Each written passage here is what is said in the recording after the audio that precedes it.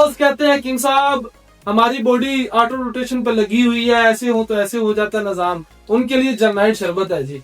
जो कहते हैं जी हम तो सोते हैं हमारा मसला नहीं सोता, हमारा मसला खड़ा रहता है, उनके लिए जनाब ये जननाइट हमदर्द लेबोरेटरी का है। कंपनी ने ऊपर भी चस्पा किया है मर्दाना इजाद तनासुल की जायद हिस्स को नॉर्मल करने नबताती फार्मूला।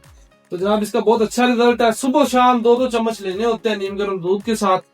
ये बेसिकली निजाम तलीद के लिए, निजामी निजाम के लिए बहुत अच्छी मेडिसिन है हमदर्द लेबोरेटरी की।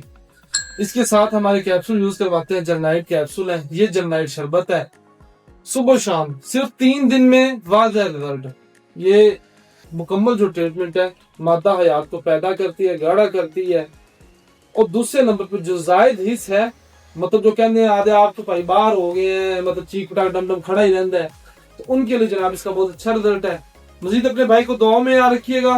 नंबर नीचे दिया गया, राब्ता कर सकते हैं। वस्सलाम अला।